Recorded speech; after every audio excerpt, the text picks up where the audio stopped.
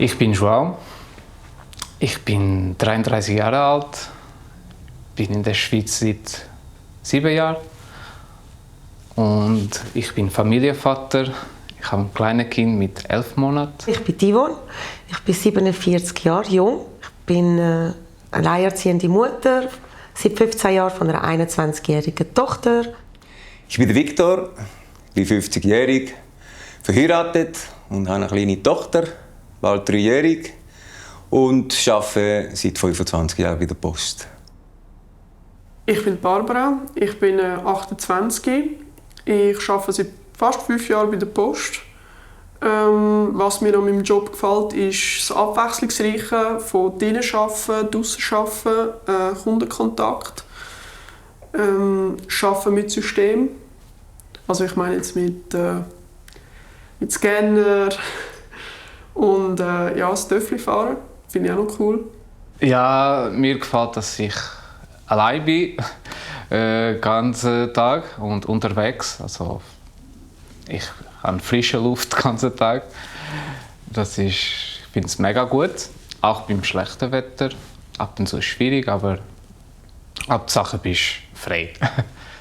Ich finde es schön, dass man draußen ist, dass man mit den Leuten, mit den Menschen sehr nahe ist, dass man selbstständig ist, dass man flexibel sein kann. Für mich ist einfach der optimale Job.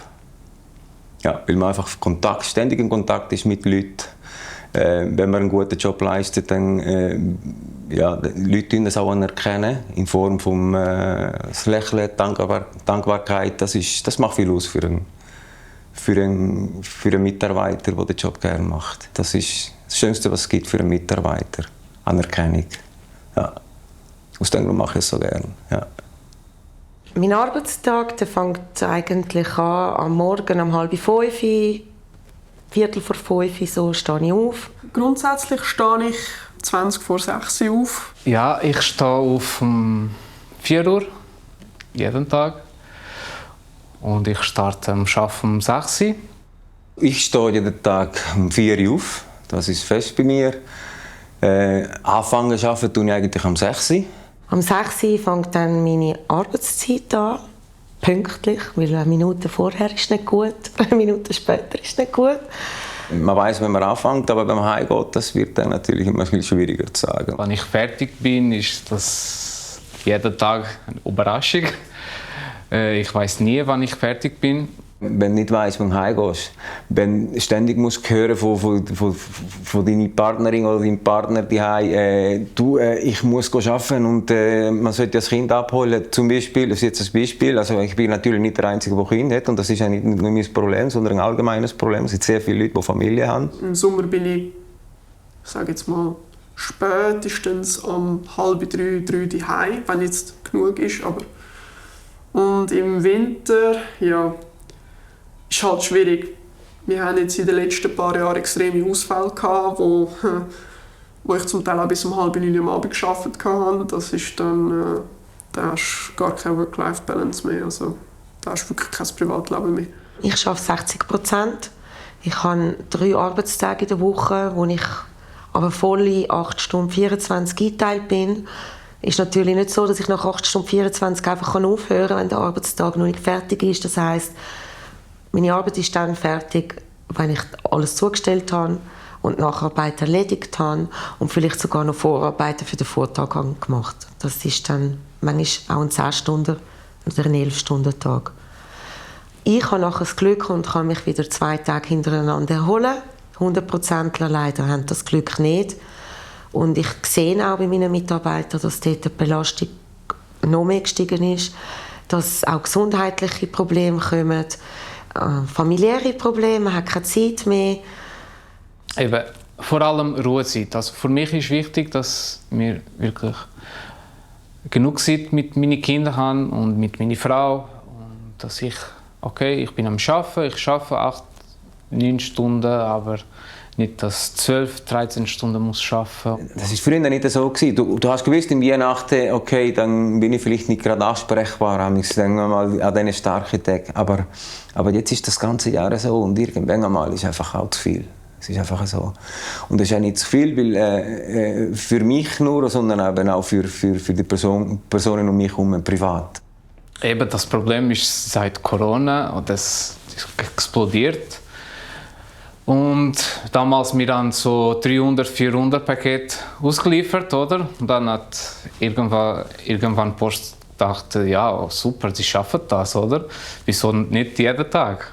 Man will einfach immer mehr, man fühlt einfach, die Touren sind einfach immer mehr Päckchen gefüllt. Und es ist quasi selbstverständlich, dass man all die Päckchen, die man hat, die Mehrpakete, die man bekommt, dass man die einfach quasi in kürzerer Zeit zustellen kann. Irgendwo geht das nicht auf. Es hat sich recht verändert in den letzten Jahren. Nach Corona war es eine schwierige Zeit.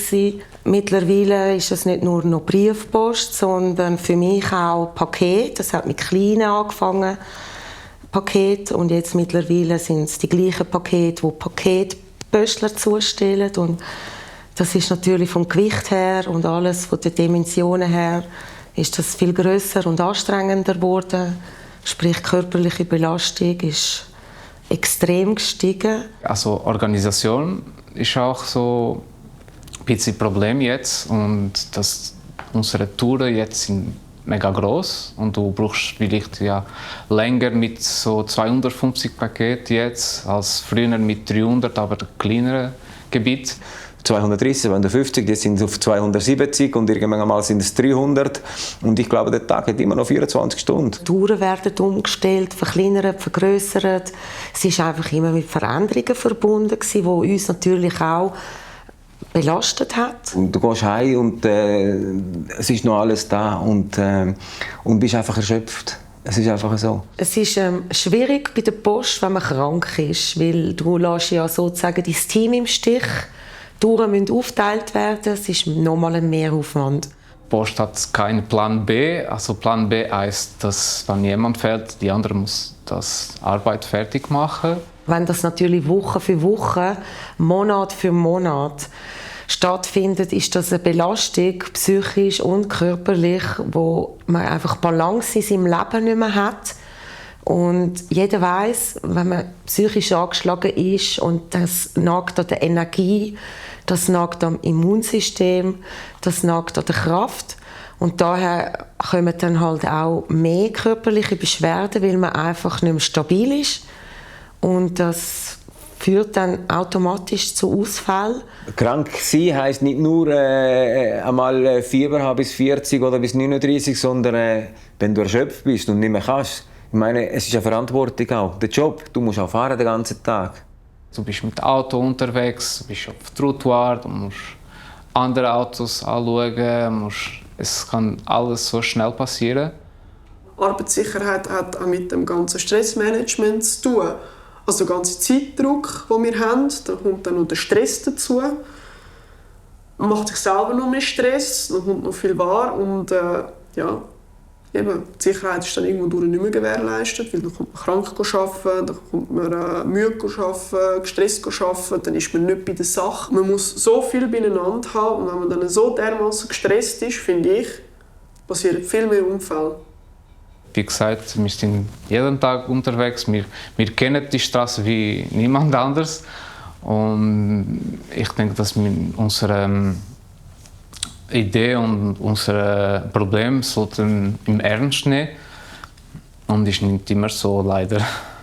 Und es ist wichtig, dass wir als Angestellte mitreden können, weil wir sind bei den Kunden, wir laufen jeden Tag die Touren und dann kann es nicht sein, dass der Teamleader im Computer Touren verändert und einfach nach Strassen geht und findet, das sieht jetzt aber gut aus da im Computer, so könnte man die Touren machen.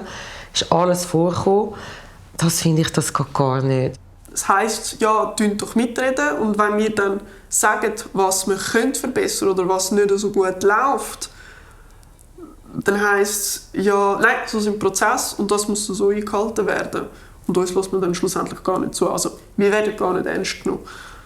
Was ich halt schade finde, weil wir wissen ja, was effizient ist und wie es am besten läuft. Es wäre wichtig, wenn wir könnten sagen, wie, was, wann, wo oder mindestens könnten mitreden, dass sie auch sehen, warum, wieso, aha.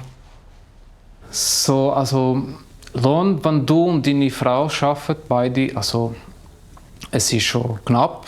Also wenn du allein schaffst, ich weiß nicht, wie kannst du das machen. Also vor allem jetzt ist alles teuer geworden, vor allem in der Stadt Zürich.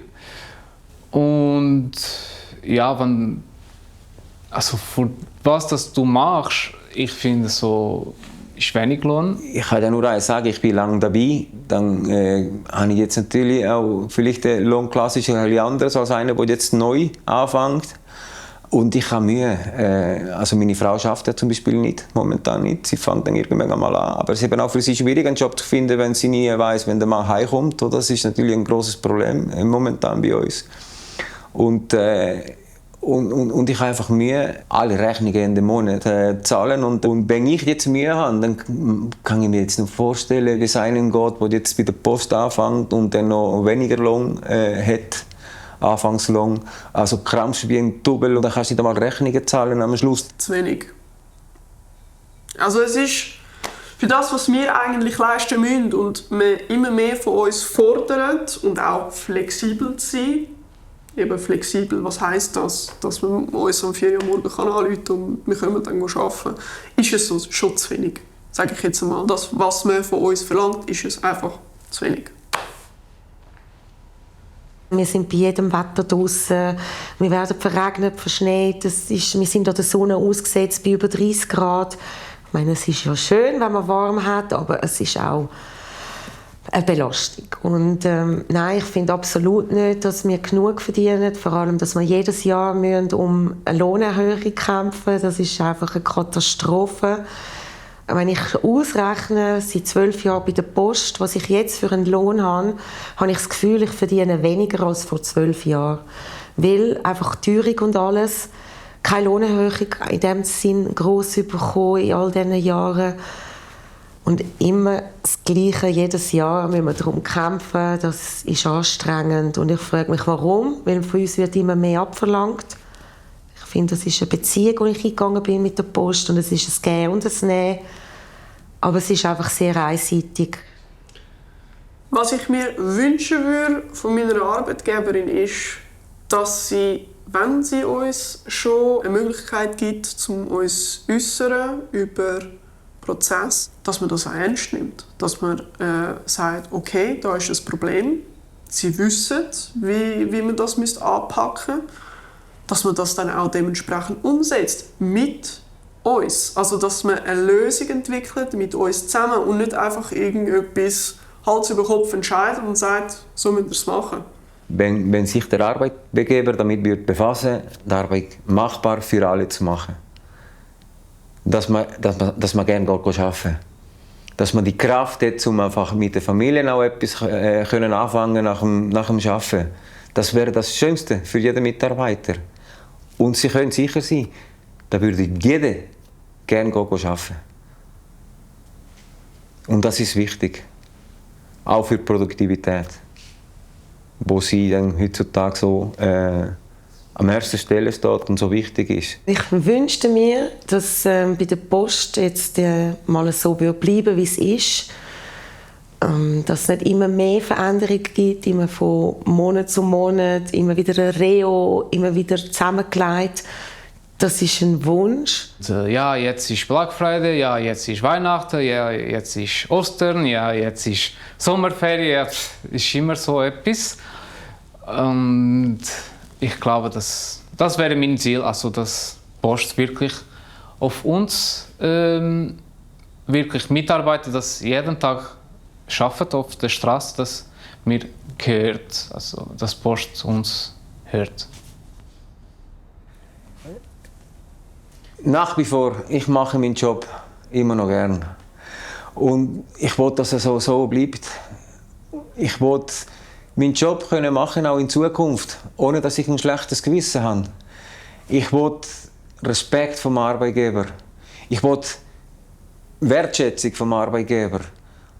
Und wir werden alle miteinander kämpfen. Kämpfen wichtig auf den Sinn, dass du deine Rechte respektiert sind und für das kämpfe ich. Also ich kämpfe nicht, dass ich so ein schönes Leben beim Arbeiten habe, also dass ich Luxus leben habe. Aber ich kämpfe nur, dass ich mein Privatleben nicht störe, dass ich auch ein bisschen Kontakt mit den Kunden habe.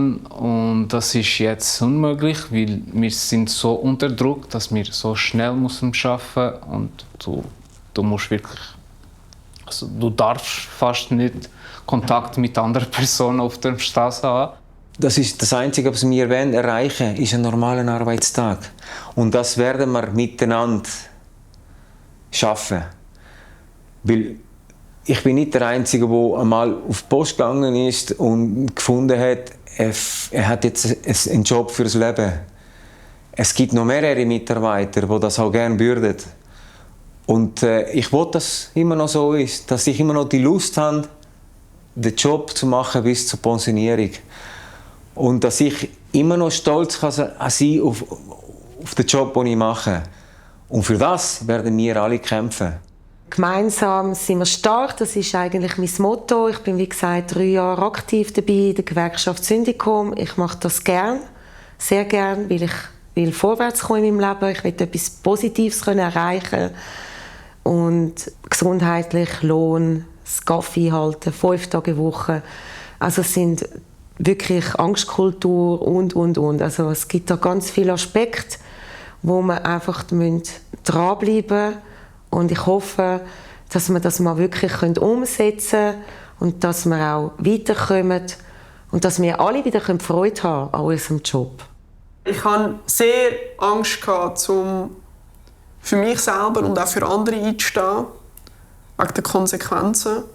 Aber eben, alleine schaffe ich es nicht, nur mit der Hilfe von anderen. Und wenn man wirklich zusammen an einem Strang sitzt, dann schafft man immer alles. Das ist ja so. Man kommt nicht zu dem Ziel, das man sich genau gesetzt hat, aber man kommt zu einem.